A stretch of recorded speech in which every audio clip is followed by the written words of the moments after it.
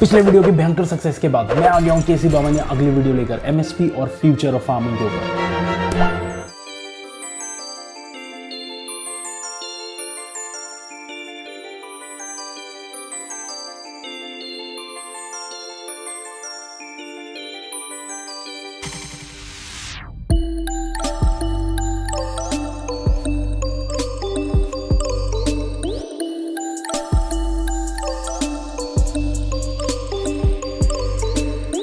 तो ये एमएसपी है क्या?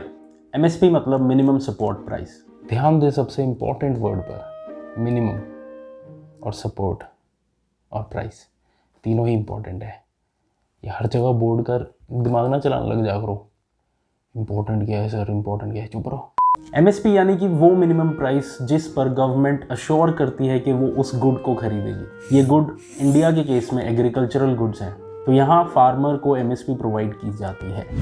आज़ादी के बाद से ही 1940 से ही भारत में वीट और राइस प्रोडक्शन बहुत कम थी। ऐसे में हमें यूएस पर डिपेंडेंट रहना पड़ा, इतना डिपेंडेंट कि यूएस में ये डोनेशन ड्राइव्स की जाती थी जिसके थ्रू भारत में वीट को प्रोवाइड किया जाता था। 1950s में आइजनहावर ने पास किया पब्लिक लॉ 480, जिसे अक्सर कहा जाता है PL 480। इस एक्ट के तहत भारत को वीट और फूड ग्रेन्स प्रोवाइड की जाती थी डोनेशन के थ्रू। हालांकि 1960s तक जाते जाते यूएस ने अपनी डोनेशन पर होल्ड रखना शुरू किया। अर्ली 1960s तक भी भारत की फूड प्रोडक्शन में ज़्यादा इजाफा नहीं हुआ, जबकि पॉपुलेशन इंक्रीज बहुत तेज़ हो रही थी। ऊपर से इंडिया चाइना 1962 वॉर, उसके बाद इंडिया पाकिस्तान 1965 वॉर। ये शायद फिर से वही मेमोरीज याद दिलाने वाले थे जो 1943 फेमीन में हुआ था। ऐसी फिर से ऐसी ऐसे हालातों में भारत सरकार ने डिसाइड किया कि हमें फूड ग्रेन प्रोडक्शन इंक्रीज करनी होगी। फूड ग्रेन प्रोडक्शन इंक्रीज करने के लिए भारत में इंट्रोड्यूस हुई नई तरीके की सीड्स, जिन्हें कहा जाता है हाई यील्ड वेराइटी सीड्स। हालांकि ये हाई यील्ड वेराइटी सीड्स के लिए वाटर की रिक्वायरमेंट बहुत ज़्यादा थी, तो ये वाली सीड्स डेवलप होने वाली थी जो वेल डेवलप्ड इरीगेटेड एरियाज जैसे कि पंजाब, हरियाणा और वेस्टर्न उत्तर प्रदेश। हालांकि शुरू में किसान एप्रीहेंसिव थे इन सीड्स को अडॉप्ट करने के लिए, तो सरकार को एक नया तरीका अपनाना पड़ा जिससे किसानों को इनकम अश्योर हो सके। इस तरीके का नाम था मिनिमम सपोर्ट प्राइस। सरकार ने अश्योरेंस ली कि ये मिनिमम सपोर्ट प्राइस जरूर दिया जाएगा।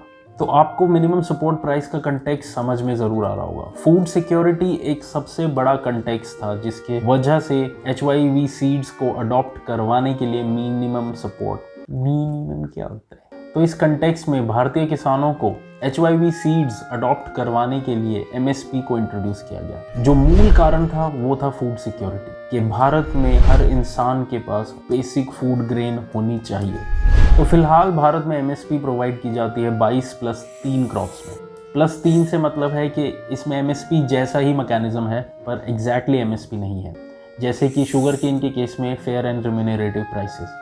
इन 22 क्रॉप्स में आती हैं 14 खारिफ क्रॉप्स यानी कि जो सो की जाती हैं अगस्त में मॉनसून सीजन में, और 6 क्रॉप्स जो कि हैं रबी क्रॉप्स जो कि सो की जाती हैं अक्टूबर या नवंबर में। इसके अलावा 2 कमर्शियल क्रॉप्स भी हैं, कोपरा और जू। ये कुल मिलाकर 22+3 क्रॉप्स हैं जिस पर MSP या MSP से रिलेटेड या MSP जैसा कोई मैकेनिज्म ऑपरेट करता है। MSP यानी कि minimum support price sowing season से पहले ही अनाउंस किया जाता है ताकि किसान को सफिशिएंट टाइम मिले कि वो डिसीजन ले पाए कि उसे कौन सी सीड उगानी है या कौन सी नहीं। सरकार MSP अनाउंस करती है एक कमीशन की रिकमेंडेशन पर। इस कमीशन का नाम है commission on agricultural costs and prices, यानी कि CACP रिकमेंड करती है MSP on the basis of these factors. ये फैक्टर्स के बेसिस पर ही CACP MSP अनाउंस करती है। मोटे मोटे 3 मेथड है MSP कैलकुलेट करने के। या तो A2 पर दिया जाए, A2 is which is the input cost of the farmer, जो भी उसे सीड, फर्टिलाइजर या फिर वीडिसाइड या पेस्टिसाइड खरीदने में जो खर्चा है उसका खर्चा A2 है। दूसरा मेथड होता है A2+FL। FL stands for family labour. इसमें इनपुट कॉस्ट और जो फैमिली ने लेबर दी है उसकी कॉस्ट भी प्रोवाइड की जाती है। तीसरा मेथड है C2 जिसे कहा जाता है कॉम्प्रिहेंसिव कॉस्ट। C2 में होता है A2 यानी कि इनपुट कॉस्ट प्लस FL यानी कि family labour plus opportunity cost. Opportunity cost का मतलब यहाँ पर ये है जो इंटरेस्ट फॉरगॉन है या जो रेंट फॉरगॉन है, यानी कि जो ज़मीन है उसका कितना रेंट मिलता अगर किसान किसी और को वो ज़मीन देता। तो कॉम्प्रिहेंसिव कॉस्ट को अक्सर कहा जाता है कि ये सबसे इंक्लूसिव कॉस्ट है जो फार्मर को मिलनी चाहिए। स्वामीनाथन रिपोर्ट रिकमेंड करती है कि C2 प्लस 50% प्रॉफिट प्रोवाइड किया जाए, यानी कि कॉम्प्रिहेंसिव कॉस्ट के ऊपर 50% प्रॉफिट प्रोवाइड करके MSP अनाउंस की जाए। हालांकि गवर्नमेंट प्रोवाइड करती है A2 प्लस FL, उसके ऊपर 50% प्रॉफिट लगाकर। तो बेसिकली सरकार इन 22 क्रॉप्स के लिए रेट लिस्ट जारी कर देती है। अब रेट लिस्ट का तो आपको पता ही है, सरकार रेट लिस्ट तो ऑटोज़ के लिए भी जारी करती है, पर कितने ही ऑटो मीटर से चलते हैं। तो खाली रेट लिस्ट जारी कर देने से क्या फार्मर्स की प्रॉब्लम सॉल्व हो जाती है, या सरकार को उसके लिए कुछ और भी करना होगा? MSP रेजीम में 2 नेसेसरी स्टेप्स हैं, एक MSP अनाउंस करना, दूसरा उस MSP पर खरीदना या खरीदवाना।